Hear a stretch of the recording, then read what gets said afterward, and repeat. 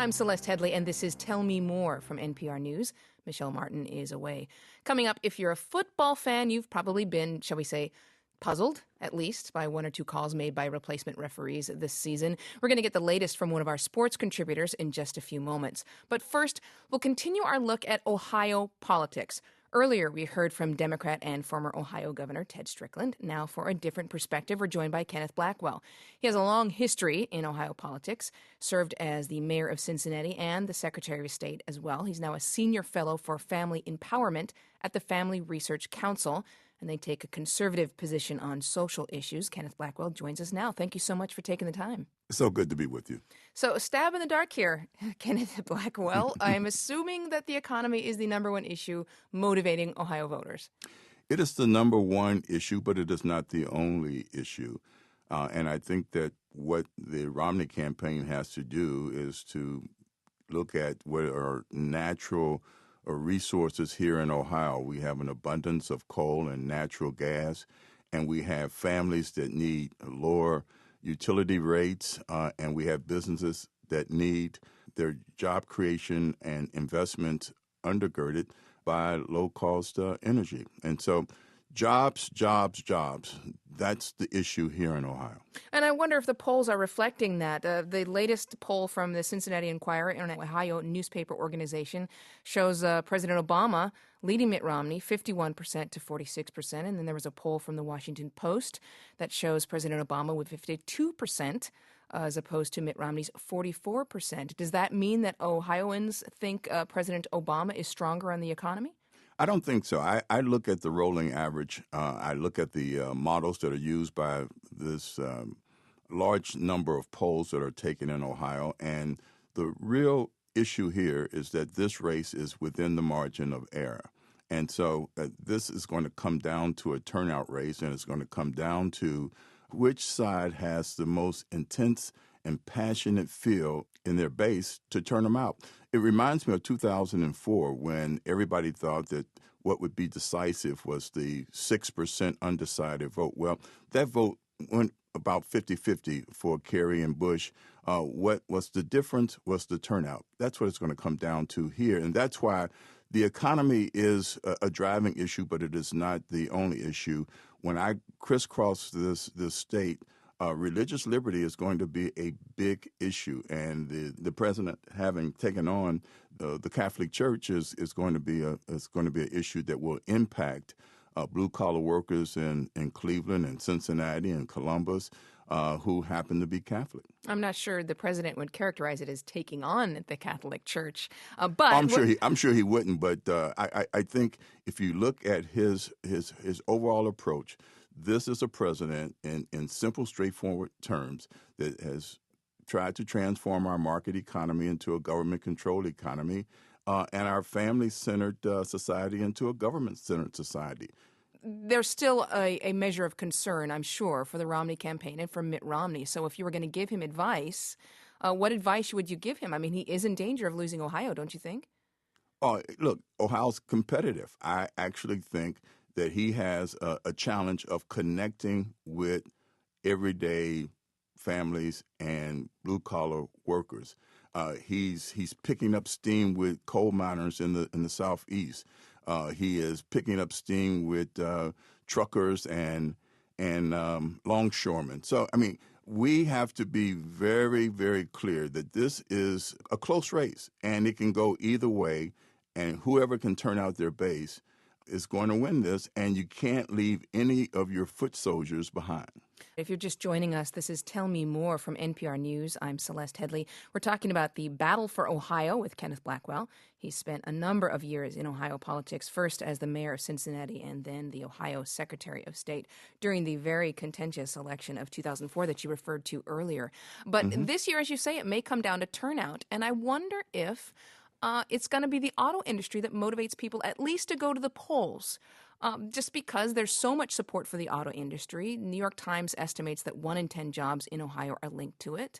And that makes it an issue that could work in the president's favor. What do you think? Well, you look, one of the things that you need to do when you analyze the auto industry in Ohio is to understand that Honda is the largest auto producer in the state. and it's non-union. So at the end of the day, it is the initiative that the governor has taken, John Kasich, to stabilize and make clear that taxes are not going to go up, that paperwork and regulations are going to be reduced, that we're going to be an investment-friendly state. And that is why I think we've seen a drop in the unemployment rate, not because the president spent way more money, taxpayer money, saving union jobs than he had to. That means you agree with the op-ed that Mitt Romney penned.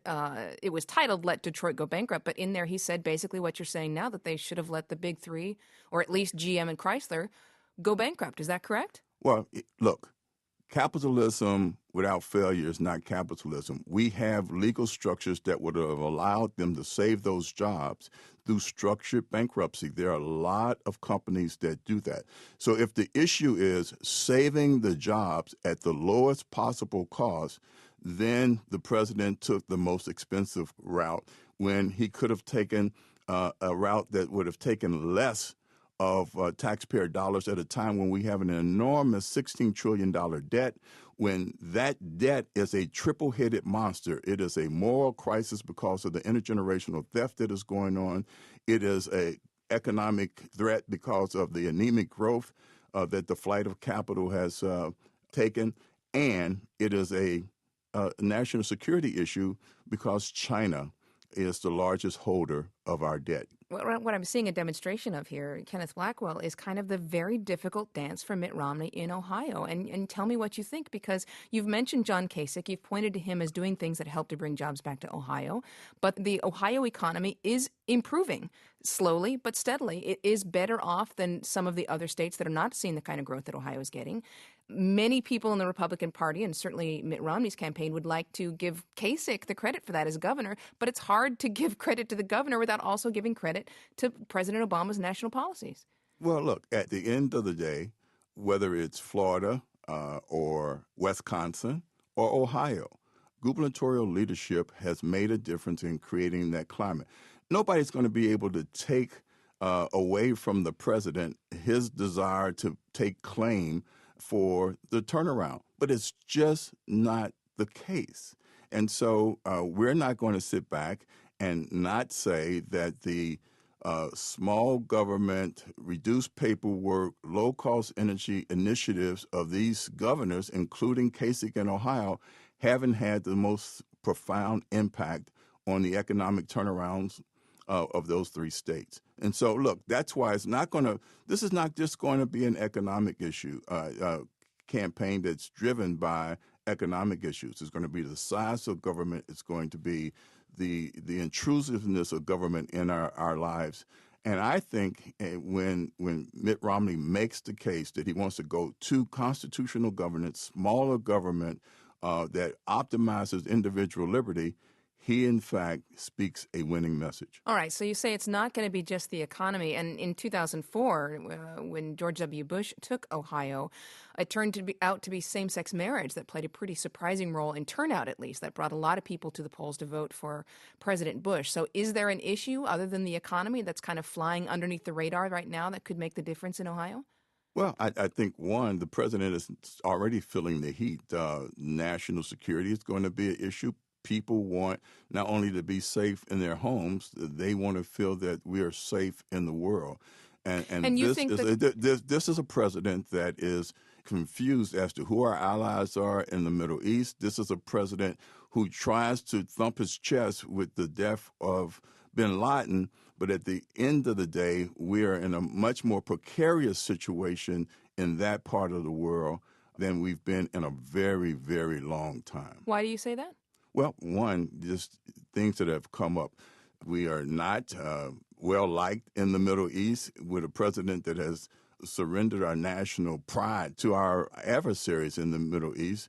People exploit weakness, and it's starting to manifest itself in attacks on our embassies, the death of our statesmen, and a president that is not perceived as being that strong. Kenneth Blackwell, Senior Fellow for Family Empowerment at the Family Research Council, also formerly served as Ohio's Secretary of State and the Mayor of Cincinnati. He joined us from member station WVXU in Cincinnati, Ohio. Mr. Blackwell, thank you so much. It's always good to be with you.